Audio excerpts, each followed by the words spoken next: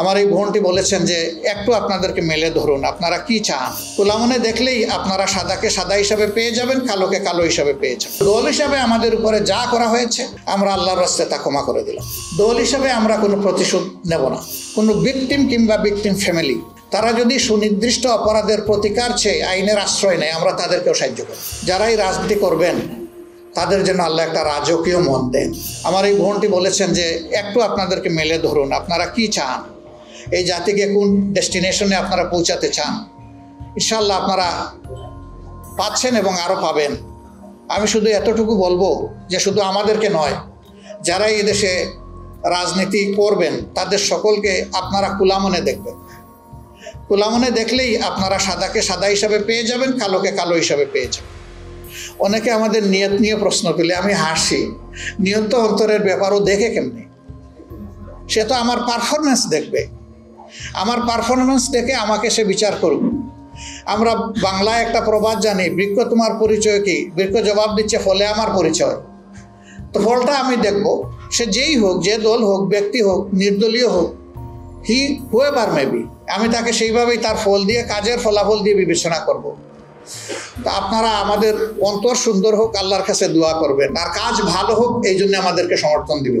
হিংসার রাজনীতির অবসান অবশ্যই চাই, প্রতিশোধের রাজনীতির অবসান চাই। অনেকে বলেছেন আপনারা মাফ করে দিচ্ছেন কেন? তাহলে যারা পারপিট্রেটর তারা তো তাদের পাওনাটা পেল না। আপনি কোনটা চাচ্ছেন মানুষের জন্য? আপনি কি তার ধ্বংস চাচ্ছেন না তার সংশোধন চাচ্ছেন? যদি ধ্বংস চান তাকে নিয়ে যান যেখানে ইচ্ছা, আপনি টেনে নিয়ে যান। আর তার যদি আপনি সংশোধন চান এবং একটা সংশোধিত হাত হিসাবে তিনিও সমাজে কোনো অবদান রাখুন, সেটা যদি চান, তাহলে তাকে সংশোধনের জন্য জায়গাটা তৈরি করে দিতে হবে। ওই জায়গায় হিংসার কোনো জায়গা নেই, এখানে উদারতার প্রশ্ন। তবে আমরা বলেছি হ্যাঁ, কোনো ভিকটিম কিংবা ভিকটিম ফ্যামিলি তারা যদি সুনির্দিষ্ট অপরাধের প্রতিকার চেয়ে আইনের আশ্রয় নেয়, আমরা তাদেরকেও সাহায্য করি। এটা আমাদের দায়িত্ব। কিন্তু দল হিসাবে আমাদের উপরে যা করা হয়েছে, এই জুলুম শব্দ বলতেও আমার কষ্ট লাগে, যা করা হয়েছে আমরা আল্লাহর রাস্তায় তা ক্ষমা করে দিলাম। দল হিসাবে আমরা কোনো প্রতিশোধ নেব না। তবে এটা আশা করব, যারাই রাজনীতি করবেন তাদের জন্য আল্লাহ একটা রাজকীয় মন দেন।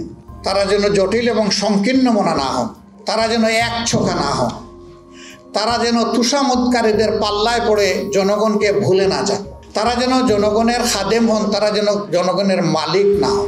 এই মানসিকতা নিয়ে যেন রাজনীতিতে সবাই আগায় আসে।